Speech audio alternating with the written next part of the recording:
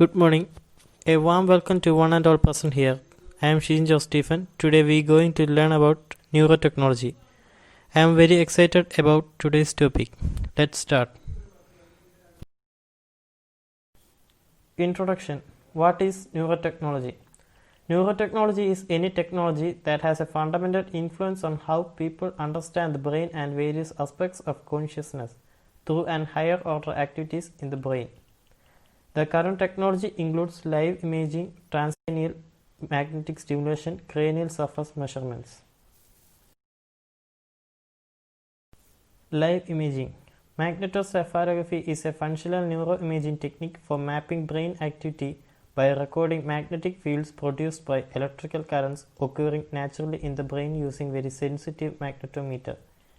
This can be applied in a clinical setting to find locations of abnormalities as well as in an experimental setting to simply measure brain activity.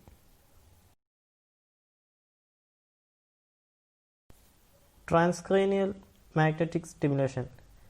Transcranial magnetic stimulation is essentially direct magnetic stimulation to the brain. The field of study is currently receiving a large amount of attention due to the potential benefits. Cranial surface measurements. Electroencephalography is a method of measuring brainwave activity non-invasively.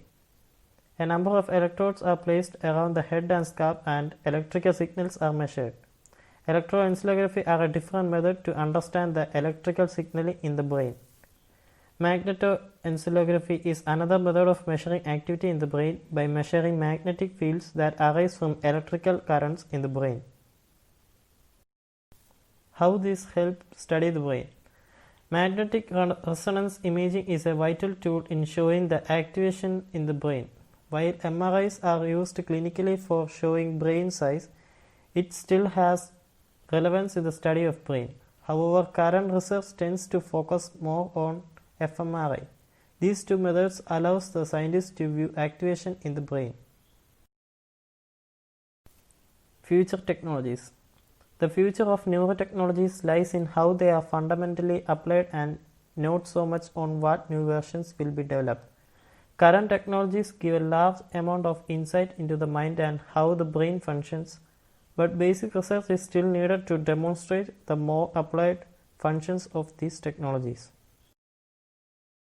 Medical need and clinical applications of neurotechnologies.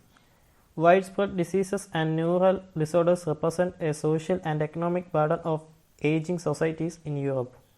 More than 179 million people have been affected by brain disorders and diseases in the year 2012 in Europe, with associated yearly cost of about 800 billion euros. Established treatment in brain disorders include pharmaceutical and medication and physiotherapy. Technical requirements, engineering challenges and solutions. Performance, safety and reliability of neural implants depend on the material and the technological methods that have been used to manufacture them. Academic structures, personal motivation, financial means as well as knowledge about legal and technical boundary conditions are huge hurdles on way towards a successful enterprise. Essential requirements. Any implant evokes a foreign body reaction in the human body.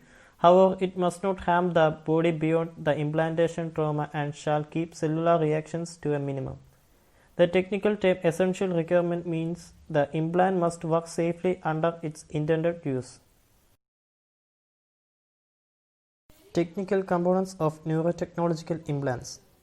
Materials and components used for neurotechnological implants are key factors influencing the biocompatibility, performance and efficiency since their trigger. The foreign body reaction and determine stability and lifetime technical device. Water uptake and permeability of ions contributes to short circuits in integrated electronic circuits and components, eventually leads to implant failures. Security and privacy of data. Security of data in implants with wireless data transmission possibilities must be provided to prevent risk for patients in first place. No one from the outside must be able to enter the implant without access right to change vital parameters of a stimulator. Conclusion. The question whether neurotechnology should be used or not is not easy to answer without putting it into context of application scenarios in the medical and non-medical field. No matter how the answer will look like from a personal, a societal, ethical or legal point of view, this answer should not be given without knowledge about the opportunities, challenges and threats of technological solutions. Thank you.